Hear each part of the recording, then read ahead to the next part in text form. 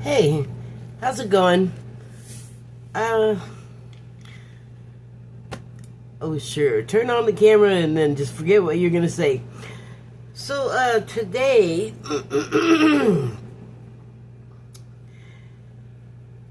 I'm trying to decide where do I want to start with this.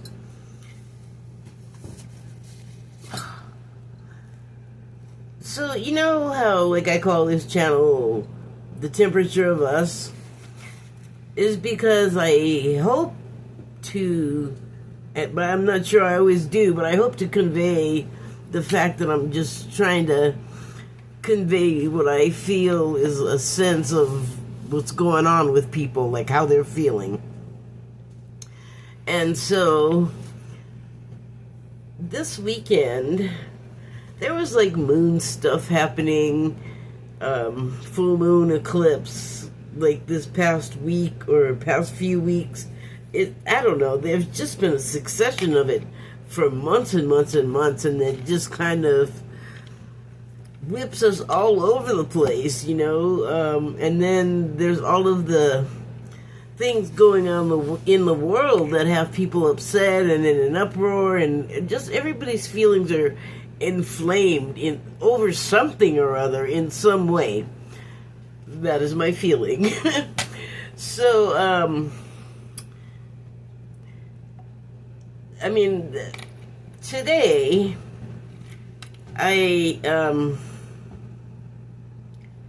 well, okay, I'm getting ahead of myself. So, this weekend happened, and I don't know if I've talked about this before, but I've had a number of Substack accounts. The first one I started was just a disaster. I talked about it on here. I had a problem going on, and then, oh my God, I made the mistake of asking why my problem wasn't as important as someone else's problem, and whoa, did that get a bad reaction. And really, I asked it in the spirit that I just did. Maybe it came across wrong in print, but so many people bailed that it was just visible. And it was, well, it was hurtful. Because I really had a problem, and I was really seeking help.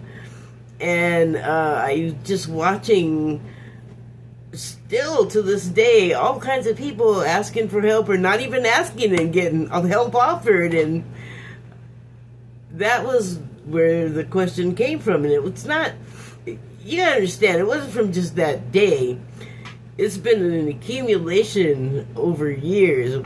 Me and the subject of help is something that I have to cover, because so many things about it that I want to talk about, but I have to like let it marinate for a while longer, because it's going to be another one of those things for the Ministry of Unpopular Remarks. Like, I'm going to come back after I wrote it like everybody's going to be gone, or people's accounts that I enjoy, that I know better than to follow people, but you know, I'll like them, and I will I might say something to them, and boy, has that not worked out for me on so many occasions. And it's like, you gotta understand, I'm not argumentative. If I am talking to you, I probably like something about you and am like on your side, and so I'm not like name calling you or putting down your stuff, although he hasn't blocked me yet, and I hope he doesn't, but we'll see, because man, my record for talking to people and then all of a sudden muted or blocked, or muted or blocked, is out of control. It's astronomical. But anyway, when I was on Blue Sky, Gavin Newsom had just had somebody conservative on his podcast, or he went on some conservative podcast, and I had just read that he did that because his son likes that podcaster. And so everybody was mad at him, like from all directions. And on Blue Sky, I just wrote in there, and I just kind of wrote, everybody's mad at you, and I think I had a laughing emoji. That was it. So, I mean, I suppose it could have taken that any which way, but I didn't mean it any way bad. I mean, it wasn't all, fuck you, everybody's mad at you. Like, it just, I generally don't come across, I don't come across that way at all. Like, I don't do that. So, this weekend, some people were there, and I've lost, like, news people who I like Jim Acosta, but I did something or said something to make him mute me, which makes me sad. Luckily, he's just in my YouTube feed. I didn't even follow him. He just ended up in there, so I do get to see him, but it just makes me sad when, like, I was there and now I'm not. And, like, Adam Kinzinger, who whatever, I mean, he's whatever, but I said something to him one time on Blue Sky, and he had done something that I liked, that I approved of, so I think I just said something positive. But all the other stuff I say, I feel like people are not looking, because especially on Substack, it doesn't look like anybody's reading stuff, but I'll post something, then all of a sudden there'll be, like, those spaces again, like, oh, this person was there and now they're gone. So it's just like, I mean, you just gotta keep going, but it's just like, God, it's like, please don't do that. Don't just flee. I promise you I'm harmless. Like, I don't know. But I do know, I get it, because there's accounts that I look at and I'm like, oh my God, no, and just like, as fast as that, they're gone. So I can't, like, fault anybody for it, but I can have my feelings about it, dang it. And that's the thing, like, I had this experience today, and this is all about the feelings, where it was like a good morning message on Substack, because I'm just on Substack and YouTube now. I'm not on, like, Blue Sky or anything else, just Substack and YouTube. And so this guy left a morning message, and he said, what's your week looking like, or something like that. And I said, or he asked how the weekend was, and I said, it was great, and that I thought this was going to be a spectator's week in politics, because I feel like more things are going to happen. They're going to be revealing and shocking. And I don't know if this person had been paying attention to what I was doing or not, because their name was completely unfamiliar to me. But I have learned that means nothing, because all of a sudden someone that's new to me will show up, and they've clearly been, like, looking at my account. So, but that's after you talk to them for a few minutes. This person, it was just a thing where they're like, good morning, how was your weekend, what's your week looking like, basically. And I said the weekend was good, looked like it was going to be a spectator's week in politics. And so then I figured it was just done and I was going to move on. Then I get a message, and here's this guy, and he says, you should just bury your head in the sand instead, and then you'll be happier. And I was like, what?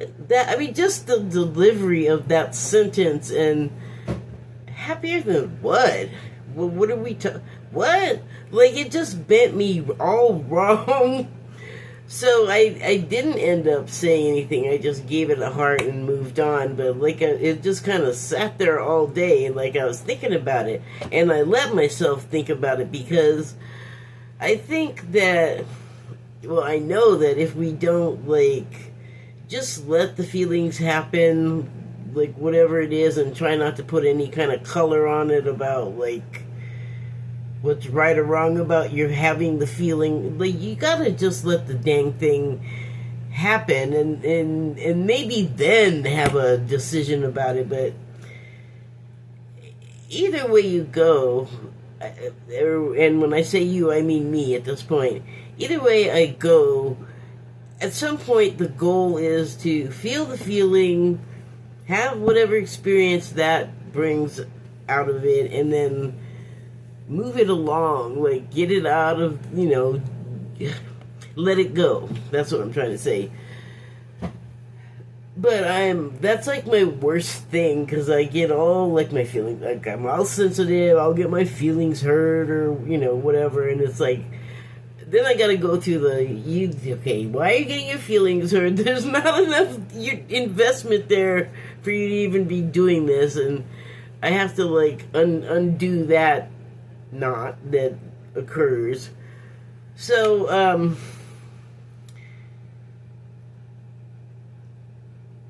I finally had to, at the end of the day, because it was still, like, irritating me. Like, why? Then you have to go, why is that irritating you so much? Like, why? I don't like people telling me what to do. That's pretty much what it comes down to. And I just felt like, why'd you even have to say it, bro? Like, why? See, because, look what happened to me. I just had to spiral all day about it.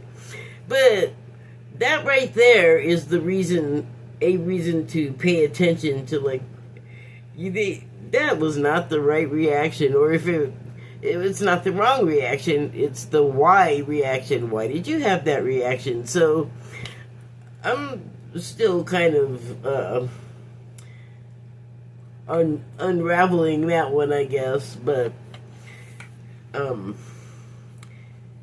that's kind of the thing that motivates me to do this, is like, I know I'm not like everybody, but like I often say, if I'm feeling this or some version of this, probably other people are too, and it might be good to hear somebody else talking about it, so you just don't feel like a weird nut,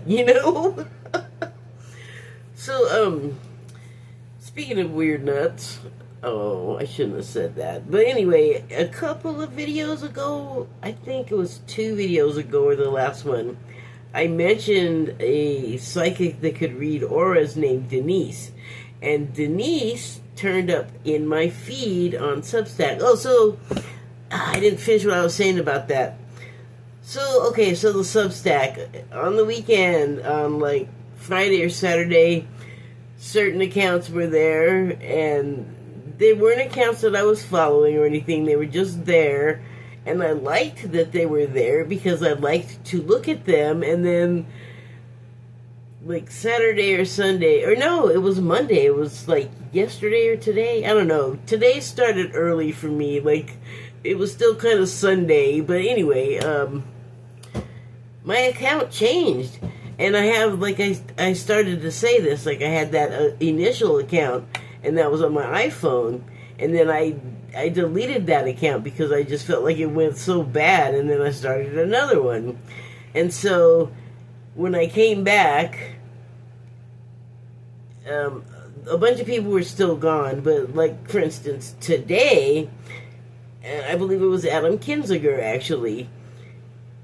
What happened was today was that my iPhone and then my Motorola, which is the one I'm recording on right now, both have the Substack account, but I did not use the password of the first one. Like, they kind of are like 2 different accounts. And they were separate, like, they didn't really have the same interface, and then yesterday or today, some kind of change happened where, like, a lot of stuff was gone, a lot of accounts, like I was saying that I was like, dang, I like that account, now I gotta go looking for them if I'm muted, or, go to go to YouTube and see what they're talking about there, which is like, dang, now I gotta do, like, I know, so much hard work. I gotta click and scroll. Ooh, wow, don't strain yourself. Anyway, so I just am like kind of blown away. Like, what exactly is the mechanism that sort of melded the accounts And I'm like, did I do that?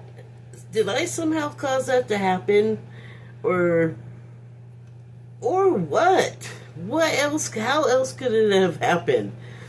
And then Denise Siegel, her name is, all of a sudden today is in my feed, and I watched her video, and she actually is one of the accurate psychics that I found on YouTube.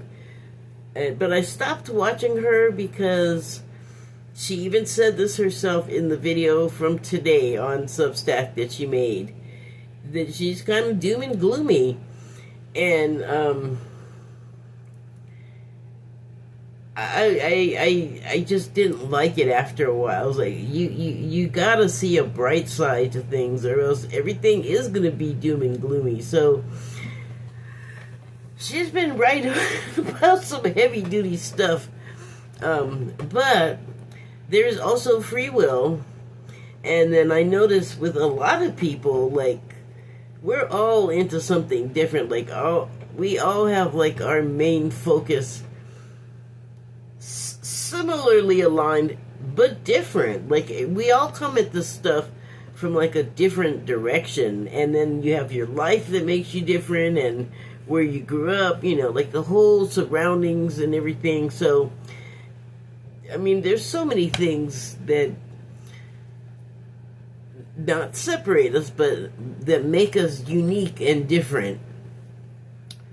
So I don't know, I guess I just wanted to kind of talk about like the feelings and stuff. And I mean, I feel like we have a lot of them right now, and maybe they're kind of unresolved because it's kind of hard to put your finger on exactly what the heck is going on right now.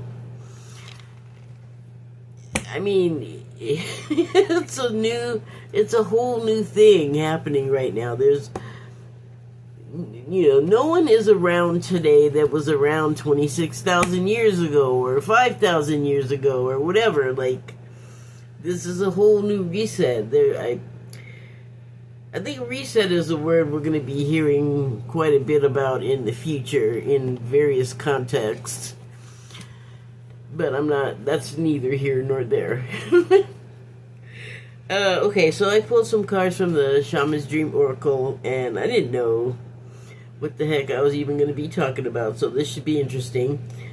The first card is Watchers, and the subtitle is Transpersonal. And I always forget what the heck that means, so hold on, I'll be right back. Perfect. So, it's already slipped my mind. I don't know why I can't hold on to that. Okay, the transpersonal has been defined as experiences in which the sense of identity or self extends beyond trans. It's just in its definition, okay? So trans as in beyond. The individual or personal to encompass wider aspects of humankind, life, psyche, or cosmos. So that's kind of like incongruous with what I associate with Watchers, especially in what I feel like this card, the illustration on this card is in the context of, like, there's the ancient story of the Watchers and the fallen angels and the Elohim and all of this, and I'm not gonna try and describe all of that because I don't actually know it like well enough to just tell you it off the top of my head. But in this instance, you know, perhaps they're just observing from a distance and just like immobile like stone, just not affecting, just observing, as we as a group, as a collective, finally begin to lose that sort of ancient state of mind of conquering and conquest and enslaving and owning and yeah, like all of that, like, always with the wars and the fighting and just the war games and the espionage but it's even more than that, like in this age, because there's collateral damage of like the general people when there's since ancient times been like even maybe a lot of the same families from like the days of piracy, for example, or even the days of the Templars and merchants from that era. Even like some of those like people are like into their bloodlines and inheritances and keeping things in the family like royalty. So that kind of thing is happening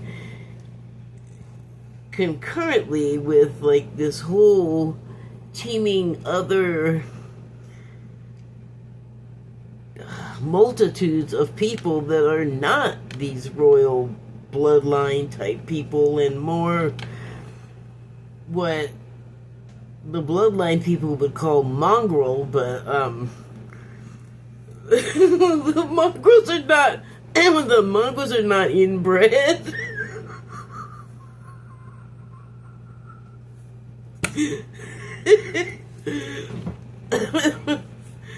Okay, the next card I pulled is Skywriting, and the subtitle is The Fates. So, I haven't pulled this card in a while, but I did finally get... Ooh, I'm gonna make a big old knocking everything over if I'm not careful. Ooh, don't fall.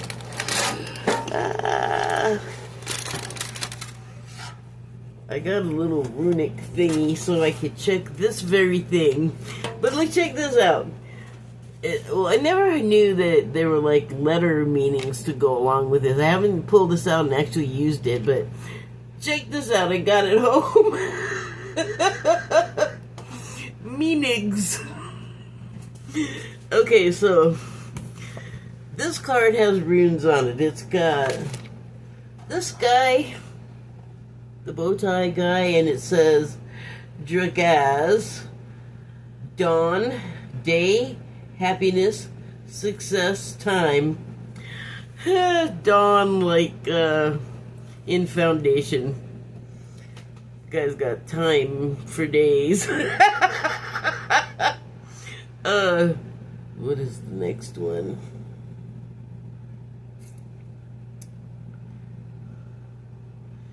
I don't know why it's kind of smeared out, but it looks like it's this one here.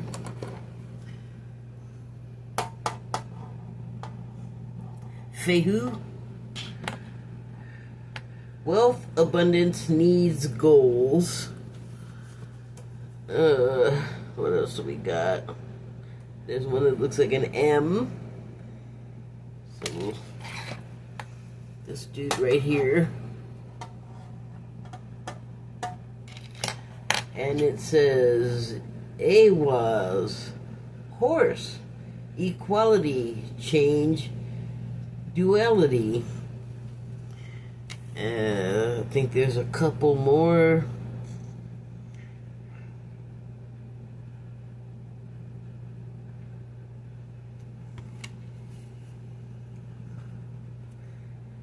And it looks like it's this one.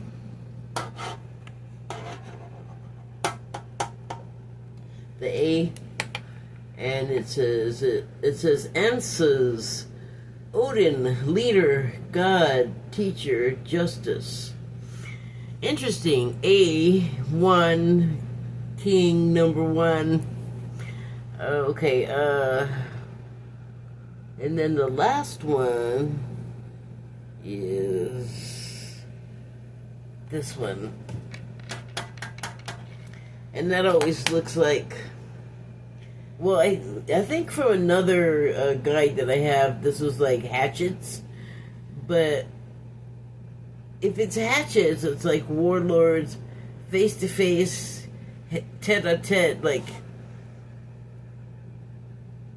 I mean, that's just my sense of it. But what it says is manaz, man, self, family, humanity. So, like, people. Yeah, face to face, that's two peoples. So here's the thing, though. I never tried to match it up with letters before, so let's do that. D... what was that again? F... It's gonna be consonants, really? D, F, E...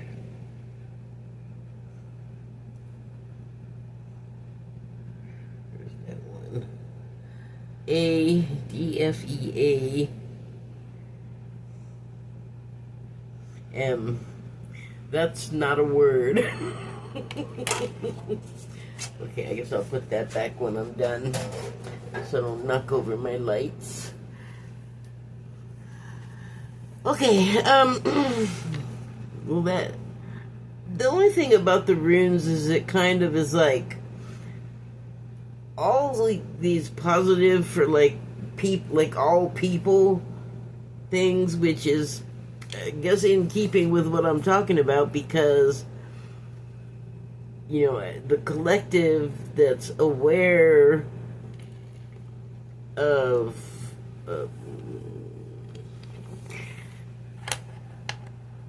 the more sort of spirit based sort of things.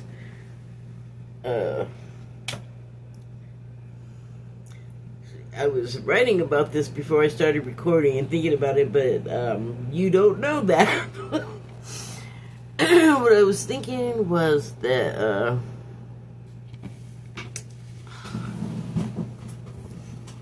I did write it down. Don't worry, I'm not going to read it. I'm just going to check my notes.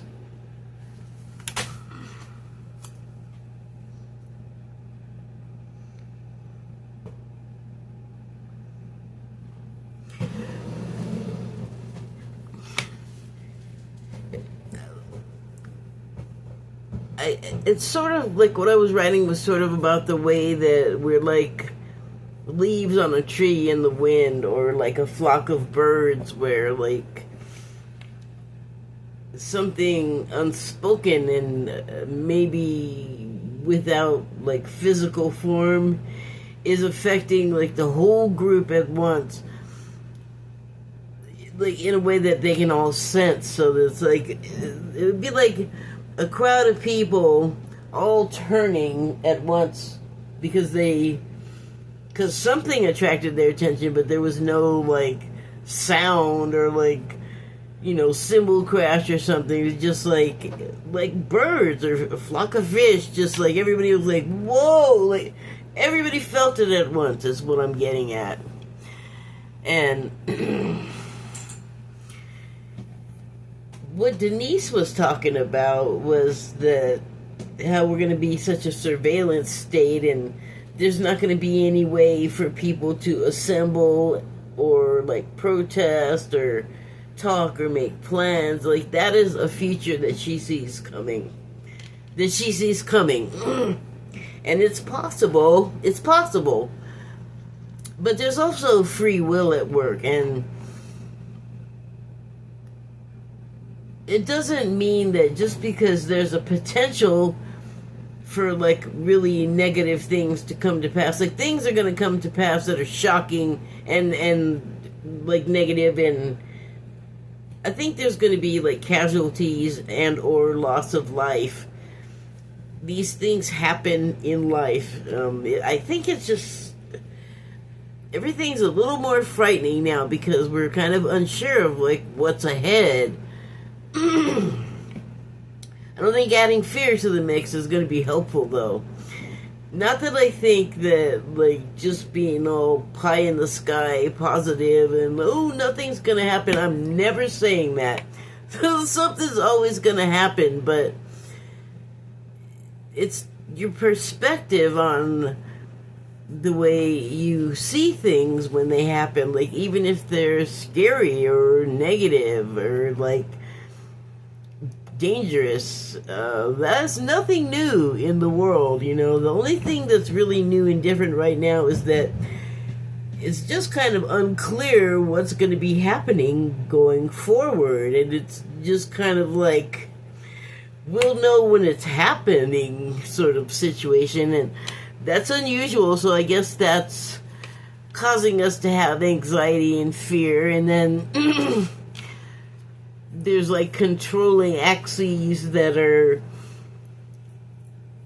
it's like everything that's trying to happen is having a 1 step forward, 3 steps back situation. Like everything that's trying to happen is sort of fighting against forces of each other.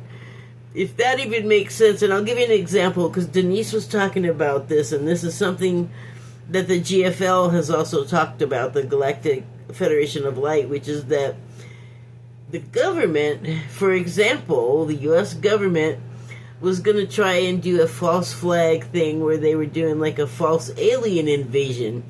And I know that they're going back and forth because all different psychics have talked about it, like they're going to do it. They were going to do it. They might do it now. They might, you know, they change their mind. They might again do it.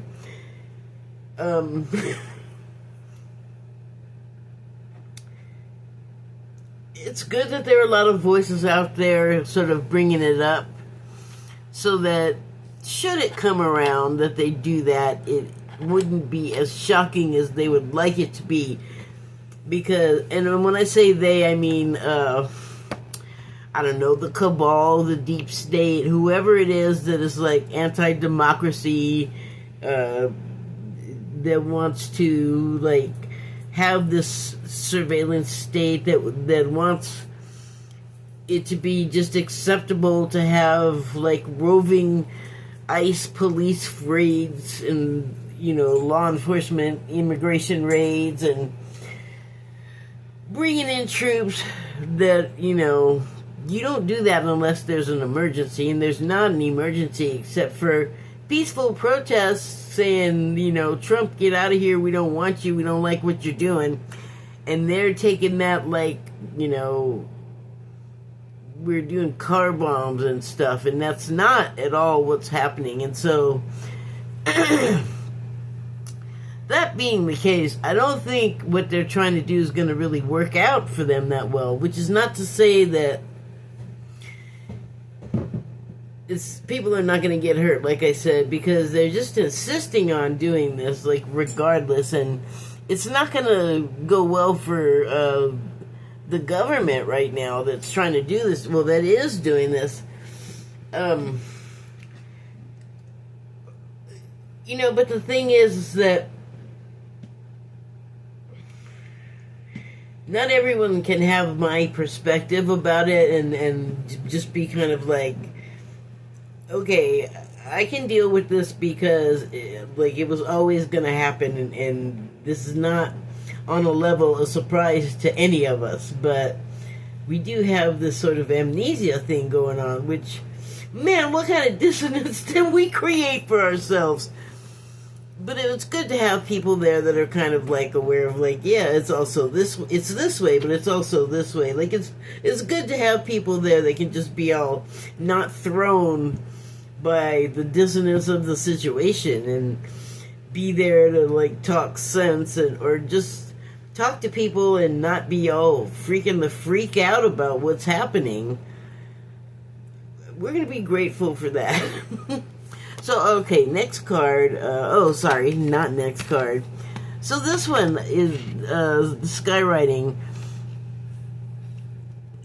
I talked about all of this rune stuff for quite a bit, and it doesn't really seem like maybe it was really going anywhere, but what I got out of it was that all of these were talking about people banding together, people helping each other, equality.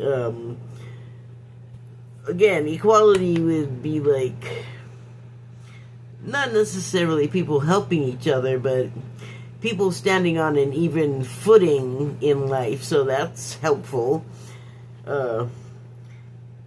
and it's the skywriting card. So it's almost like writing the future that you want. It's talking about writing the future that you want to happen, or we ideally will always be doing this. Fear and anxiety do come into play, but we can course correct and bring ourselves back to, out of the darkness and into the light.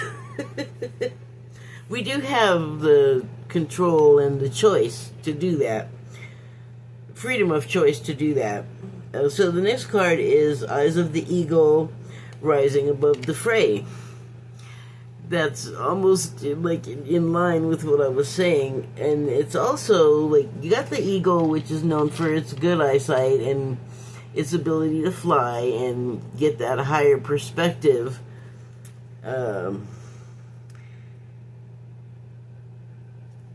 It's almost like it's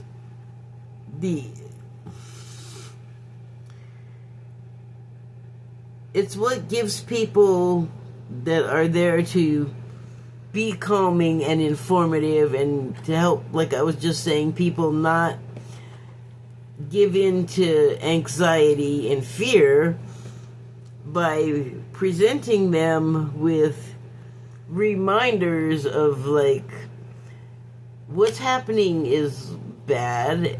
Yes, no one's saying it isn't, but like a storm, this goes away eventually. Like, it goes through, and it may leave a bad destructive wake, but rebuilding is always possible. So with the eagle's ability to fly, they can go above the storm and actually look out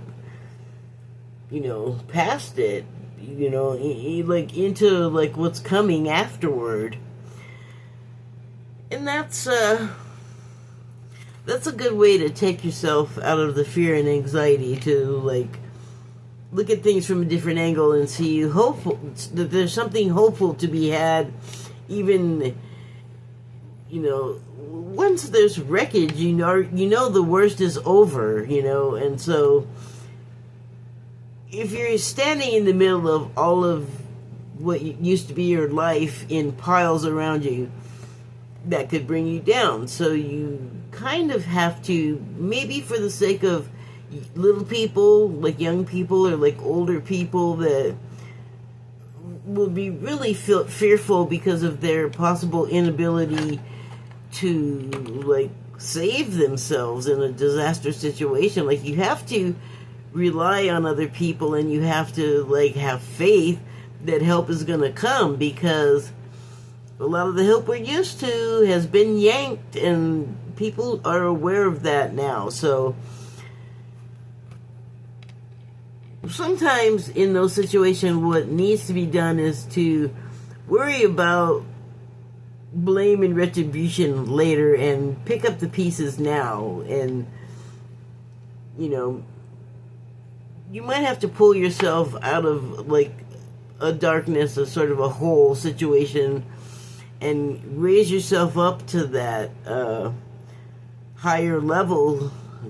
Like, if you don't have the help that you would normally expect, you gotta like pick yourself up from your own belt loop in the back and drag yourself along. And it's that, or you just have to. But it's not just you. You're not the only one there. Like, everyone's gonna band together. Help is gonna come. Because we're not gonna just let our countrymen just be in a mess and be hurting, and like, that's not our way.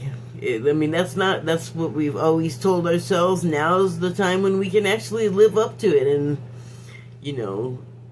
show our true colors, show ourselves who we really are.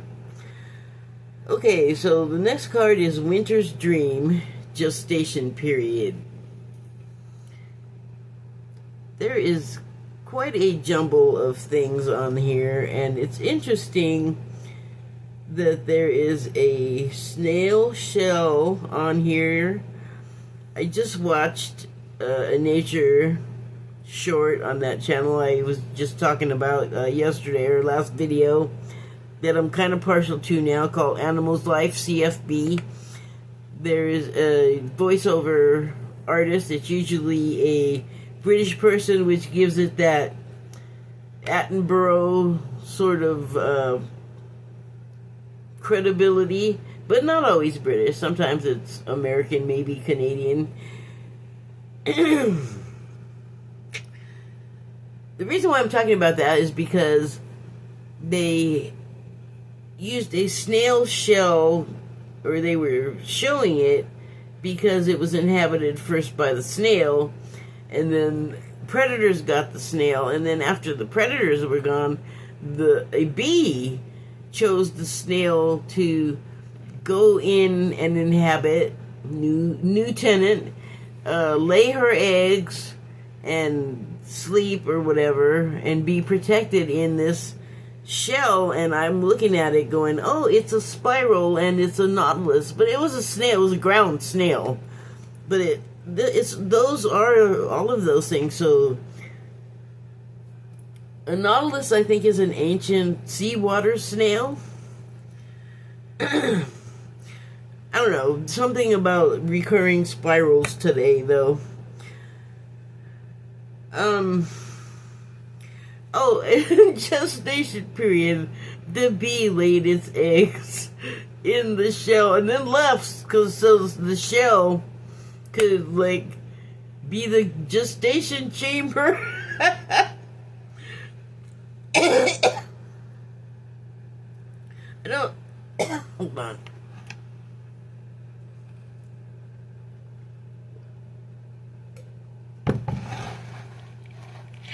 I don't know that they talked about how long the eggs were in the shell, but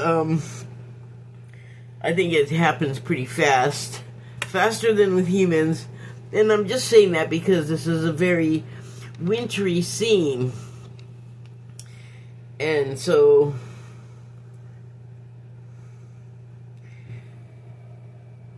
you know, wow. Here in the States, we may have, like, we may not have a calm and gestational period ourselves until winter time. Like, we may have to, like, don protective shells for the winter period, even, you know, like, since it's showing on here. But wow, if it's like really hardcore, like, there's some pretty thick ice encrusting happening there. You know, that could keep us indoors. There's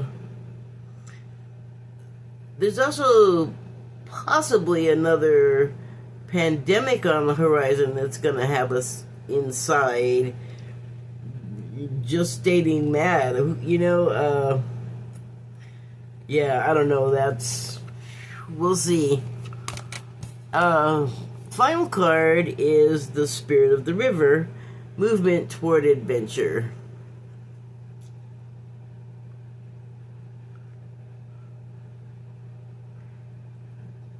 There is some kind of water critter on here. I just can't make out what it is. Here it is, though. Some sort of aquatic creature in this water.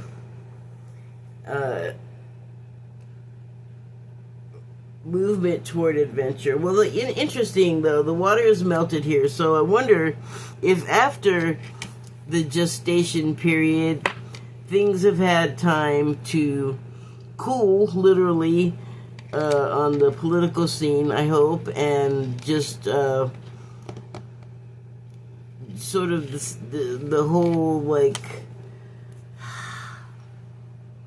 law enforcement crackdown on people just living their lives and coming in and acting like, you know, it is summertime in DC. I understand it gets very hot there.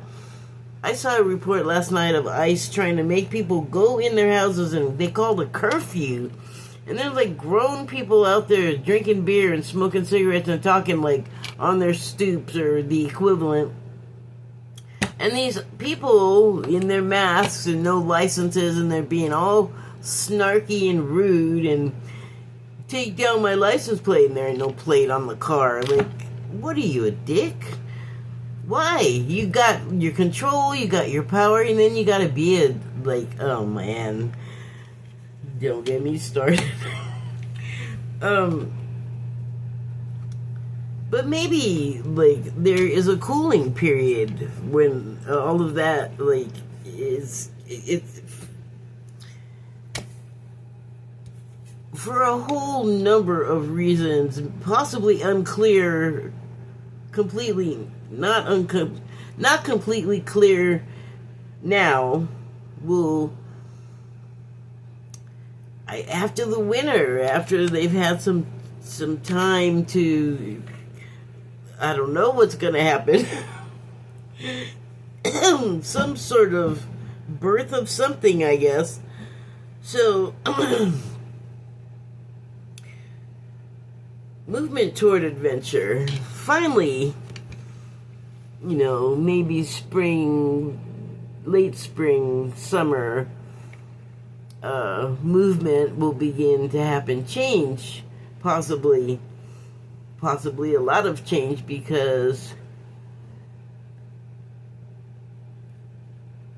there are people that are with us now that will no longer be with us, and that will change the tone of things. And like repairing the destruction after the storm, it's gonna take a while, but once it gets rolling, it will start to feel more like an adventure, more like fun, more normal. People pitching in, you know, lending a hand, showing love to each other, and appreciation that we're not doing that right now. There's a lot of blaming and a lot of people not wanting to take accountability and doing things and kind of not wanting to say they're doing it, but it's right there in front of your face, which is infuriating. It's like, we can see you. What are you doing? I guess that's it. That doesn't sound too bad. People are predicting with like clearer predicting skills than what I've got going, but predicting something coming, not good, like we're not gonna like it, it's gonna be hurtful, it's gonna be scary. Maybe, like, nothing's written in stone, you know?